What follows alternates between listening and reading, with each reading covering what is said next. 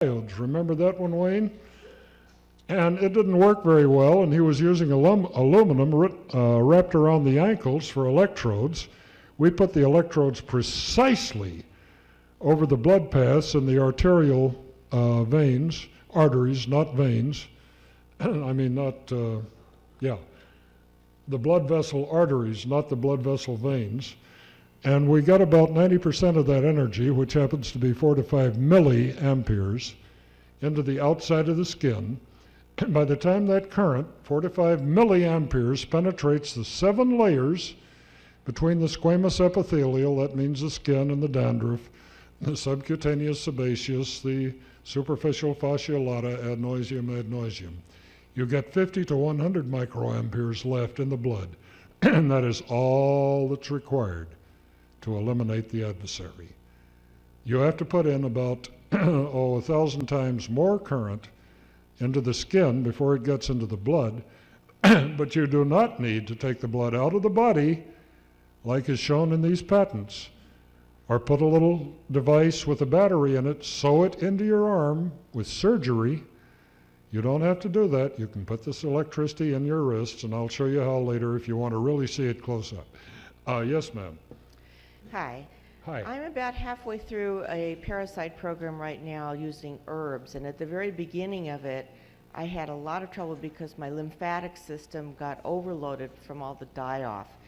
I was wondering how you pace the program so that the eliminative organs are not overloaded. The people who are using black walnut hull extract, wormwood, yama, which was originated by Hazel Parcells and a woman who died recently. The women who do this cure get a thing very similar to premenstrual syndrome. It sort of wrecks the hell out of their hormonal balance and what have you. There's a device on the market which you hold in your palms, made by a woman who can't come back to the U.S. because she's in Mexico and there are too many indictments. It does not work because if you put this 30 kilohertz into the palms at 2.4 volts, which is what you'll measure under load if you choose to do it, it won't kill the parasites. You can't measure anything in your blood. It just doesn't work. This does work. You can prove it by going to a parapsychologist, having a stool test, a blood microscopy test. This will get rid of the parasites in your blood. The other things work to a degree. There are any number of products which might be very, very good. I could name them. One of them's a 4-letter word that goes with 2 other products. But this will do it. Well, the thing you have to worry about here is the die-off rate, Herxheimer's syndrome, H-E-R-X, capital H-E-R-X. The way we get around this is if you're in a terminal condition, we start off at 20 minutes a day, not 2 hours, a tenth of the time that you would normally take. You drink a tremendous amount of water and liquids to flush your system. If you get a rash on your legs, all the symptoms of too rapid detoxification, you stop, go back down, try it 10 minutes a day, and then build up. We're opening a clinic offshore because we're tired of the FDA. Here we're having the best parasitologists and doctors that money can buy that are going to oversee these people detoxing. We're going to use heat like hot tubs. We plan on using the Petrovsky 6000C to pump the lymph system. We're using the Ed photon ray, which is like the only thing that Royal Rife made that actually worked, the ray tube. We're using a number of things to speed the parting guest. We'll have lymph massage, many, many things that will make this Herxheimer's syndrome practically vanish. They're being monitored to within an inch of their lives, and if they show the slightest bit of distress, they stop right then and there and start over. One chap we call Vesuvio, after the volcano, because when he started on this, he got some soft kind of cysts under his scalp. One day they broke, and this yellow-green pus started running down his face. He ran, got a towel, wrapped it around his head like a turban, went screaming to the telephone. I saw him. I went over and saw him. We called him Vesuvio after the volcano. We said, Andy, wouldn't you rather have this stuff out of your body than in where it's been for 8 years that we know about? This was when you were first diagnosed with AIDS. Oh, yeah. So he ran back home, started drinking his water faithfully, taking his colloids. He's perfectly fine today, perfectly symptom-free. He had 435,000 HIV particles in his blood. We have his report here. PCR test. Today he has less than 100. He's considered seroconverted and clean. We have hundreds of these. Okay, another question? Yes, I have several. I have several questions for you. How does this differ from Dr. Brzezinski's treatment in Texas? I believe in what he's doing. I think he has a valid, I have sent money to him. I've sent letters of encouragement. This does it electronically. He does his with his own brand of chemicals. And there's a vast difference. This cost $1.32 per cure. I don't know what he's charging down there, but I wish him luck. I think the FDA ought to get off his back. The only reason he's being persecuted is he's curing people. And that's a sin in our free society. I was also wondering if you could tell me why your process accelerates the efficiency of anything else you take. It's very similar to DMSO, dimethyl sulfoxide, and it accelerates everything, makes it stronger. Yeah. Why does it do that in your process? I suggest you get a copy of the paper. It would take me 4 hours Okay, I have to it. explain to doctors why that Is it is. in here? Yeah, it's Okay. in my paper, the references, and our host has a copy of the paper itself that you can see with your own eyes that was done at MIT. Okay, thank you.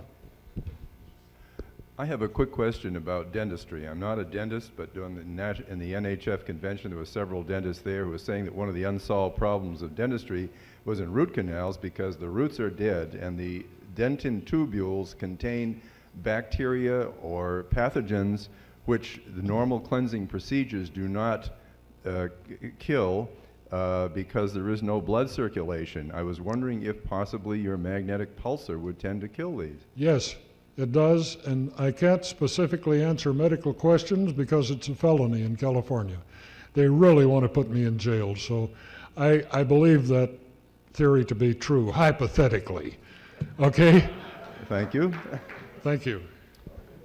Doctor, first of all, I want to thank you for your time and your efforts, and may God bless you too. I want to just take the time Well, to thank you, sir. The colloidal silver, how long ostensibly should one take it, and how much a day to maintain health? If you take colloidal silver instead of silver protein, we have not found an upper dose. I've been drinking about a quart of this a day for 3 years, and I feel just fine.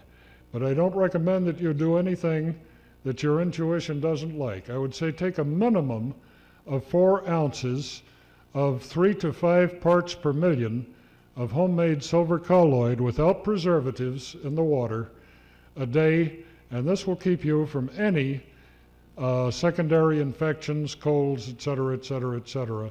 And this will back up the fact that you're getting rid of a lot of toxins from your blood. I think the 3 have to work together, the magnetic pulsar, the colloids, and the blood cleaning, and we describe each one of these fully in the paper, so you do not have to buy anything from anybody or any store or any multi-level promoter, okay? Now, after this question, I'm going to tell you something that you don't want to hear. Yes, go ahead. Please, I have a question. If one uses your machine, should he still cleanse his colon, and should he also cleanse his liver? You know, there is a procedure to cleanse the liver with the olive oil. I'm not following what you're saying, sir. My question is, would you still suggest to cleanse the colon and Yes. other liver? So that machine does not substitute those cleanses. I'm sorry, sir, I'm not following but about 30% of this. could you hand the microphone to the gentleman? Let him explain. He wants to know if you should use colon cleansers in conjunction with the machine. It And the would liver. probably speed up, the colon cleansers would probably speed up the detoxification. We have a lot of people who try to combine this with colonic therapy, with lymph massage, with radiation, with heat, with Petrovsky muscle stimulation to pump the lymph. It is not necessary, but it could not hurt. That's my opinion on it. Thank you, sir. Rich, we're out. Yeah. What about liver cleansing? Liver. Well, the old homeopathic remedy is olive oil and lemon juice, but there are a number of liver cleansers. I think these are definitely helpful. Now, give me a second here. This headline was from the Orange County Register, December 10th, 96. Untreatable flu strain hits hard locally. And you've read that the Class A flu strain is amenable to known antibiotics, but the Class B, they're dying right and left if they're old, infirm, or young. The problem, boys and girls, if you've heard Len Horowitz, is that there are dozens of designer viruses that are just waiting to be unleashed. Some that you have heard of are Ebola, hantavirus, Marburg, et cetera, et cetera. When these things are put out to kill us old guys, they have to, the New World Order, I am told, has to reduce the world population by about 50 to 55%. And that means you, and you, and you, and you. If you have one of these in the medicine cabinet, no virus known has ever been known to be refractory to colloids and blood electrification by the laboratories like myself that are doing underground work. And that means that all of these untreatables are duck soup when there is no antibiotic, no vaccine, and they may never be. This, to my mind, the millennium in medicine started on March the 11th, 1990 at Albert Einstein College. I wish I had invented it. I did not. I just pulled it out of oblivion, made it practical, made it in vivo, that means outside of the body instead of in vitro, and I'm giving it to the world, and I hope I don't have to come back here again. And it's here now, it does work, and take back your power. You've been an incredibly great audience. Get a paper. I want to thank you very much, and we'll see you next time. Thank you very much, Dr. Beck, for this very enlightening presentation.